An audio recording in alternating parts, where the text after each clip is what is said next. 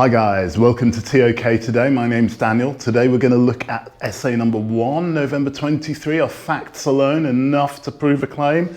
You can get the notes from this video and loads more resources over at toktoday.com. Please remember to hit like and subscribe, and without further ado, I'm going to hand you over to Taylor and Joe. Hi Joe, I have a question. Do you think that facts alone are enough to prove a claim? And you have the freedom to choose any 2 areas of knowledge to discuss this. Choose wisely, as this will make writing the essay far easier. Thanks, Taylor. So would you advise the students to choose 2 areas of knowledge which give them good contrasts in both the production of knowledge and have contrasting methods for proving claims? Joe, you'd be righter than a meteorologist at the South Pole there. So, if your 2 areas of knowledge differ a lot in these areas, then it will be easier to develop evaluation points, giving you higher marks in your ToK essay. Okie doke Joe, let's start by taking a step back. We probably agree that rhinoceroses have 4 legs, 2 eyes, a tail, a nose, a mouth and breathe air. We probably agree that Joe's cat Tittles has 4 legs, 2 eyes, a tail, a nose, a mouth and breathes air. Does this make Joe's cat Tittles a rhinoceros? I know that it seems like a spurious example, but it gives us an insight into some of the issues that we're dealing with in this essay. So, what you're saying, Taylor, is that in this essay we're going to want to make some arguments that facts are enough to prove claims. In doing so, we're going to be interested in different ways of proving things. What do we mean by that term, proof? Yes, Joe, we're also going to want to make some arguments that facts are not enough to prove claims, and we'll consider what other things might be needed to prove claims. In doing so, we're going to bring in lots of juicy ToK concepts like evidence, justification, interpretation, and maybe even truth. Taylor, the students are asked to discuss the question, therefore they need to consider different perspectives in their essay. ToK Today have produced 10 arguments for essay number 1 November 23rd, that cover a range of different knowledge arguments that could be used. They could pick those notes up from the ToK Today website. Joe, you're righter than a meerkat selling insurance.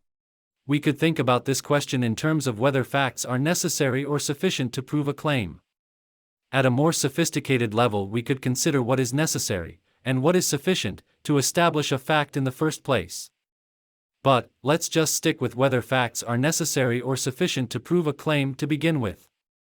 Look at this way, Joe. Being male is a necessary condition for being a father, but it is not a sufficient condition for being a father.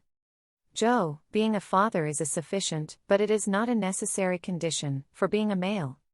Finally, Joe, being a father is both a necessary and a sufficient condition for being a male parent. We could go on.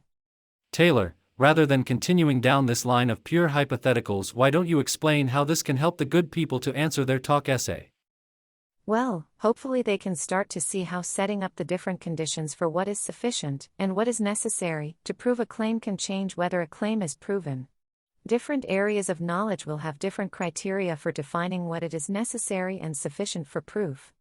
Oh right, and I guess that if they're confused they can get more information in the 10 arguments for essay number 1 notes from ToK Today? You'd be righter than a flea at a dog show there, Joe. I want to think about some of the arguments that facts alone are not sufficient to prove a claim, Taylor. I guess that when you get into some of the more qualitative areas of knowledge such as the arts, or history, facts are not quite as definitive as they are in the sciences or maths. Does that give us a bit more freedom to debate whether they can stand alone as proof of a claim? Right you are, Joe. In both the arts and ToK history we could have a good discussion about what a fact is, and who decides what a fact is. For example, the Guinness Book of Records lists Madonna as the top-selling female artist of all time. But that so-called fact has been constructed in a particular way. It probably doesn't take account of streaming downloads or social media shares, methods that younger music listeners might use. You see, in ToK history the way that a fact is constructed is important. Different methods of construction can produce different facts. This means that maybe different types of proof are needed for different types of evidence. Maybe we could have differing thresholds of proof, or maybe proof isn't possible at all, despite the so-called facts. Oh, are you feeling a little sore there at the hierarchical nature of the construction of proof in a power-based value system, Taylor? You'd be righter than a bookworm in a library there, Joe. I want to focus in a bit more on the nature of the arts there, Taylor. I mean, is it even possible to have a fact in artistic knowledge? Is the meaning of artistic knowledge decided by the audience, or by the artist? If we can't decide that, then how do we decide whether facts alone are enough to prove a claim? I guess that discussion alone gives us lots more lovely talk discussion. I can see some great knowledge arguments being developed around the connotation and denotation of knowledge. Just think about the possibilities for an essay based on the debate between artistic knowledge as object versus artistic knowledge as a process of subject. The potential just makes me want to sing a song. You know what makes me want to dance, Taylor? The role of context in the production of knowledge often makes me want to dance. Context can be applied to any of the areas of knowledge. It can change both the definition and labeling of facts, the production of knowledge, and the interpretation of knowledge. I guess that context opens up a whole bunch of talk concepts such as culture, interpretation, justification, explanation, and objectivity. Context just makes me want to dance. Joe, when you're dancing, you're righter than a grammarian at an English convention. The role of context in the production of knowledge should certainly make us all want to dance and sing. Never have I been so buzzed by the epistemological questions offered to us today.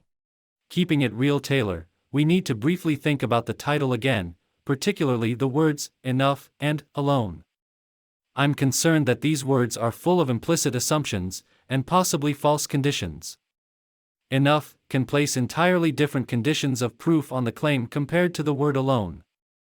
I don't want to go back to the example of necessary and sufficient conditions, but these two words, enough and alone, just don't sit well with me. Joe, despite coming over a little uncertain you'd be righter than a mathematician with a calculator to be concerned about those two words. Talking about maths, I think ToK maths would be a great area for students to draw a contrast between situations in which a fact alone is sufficient, with situations in which a fact alone is necessary. We could then consider situations in which a set of facts is sufficient, and when a set of facts is necessary. Maths is based on logical axioms, as such it just lends itself so well to this area of knowledge. Taylor, why are you saying the word maths? I thought that you were American, and therefore you should say math. I'd like to say it's because I'm a global citizen, Joe, but I suspect it's because this script has been written by an English guy. Taylor, you've given the students such a good explanation of this essay title that we're feeling 22, but that's old news. The haters gonna hate, but we'll still refuse. Shake it off, we've had enough of the abuse. Blank space, we're done with you, no more to muse. Thanks guys, we hope that helped. We'll hand you back to Daniel.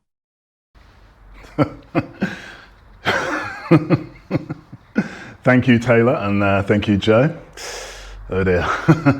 If you want those detailed notes, 10 knowledge arguments for essay number 1, you can get those at toktoday.com. They've got really detailed, unpacked knowledge arguments. They've got evaluation points, implications, suggestions for real life situations. They're over 10,000 words long, so there's loads of content in there for your ToK essay.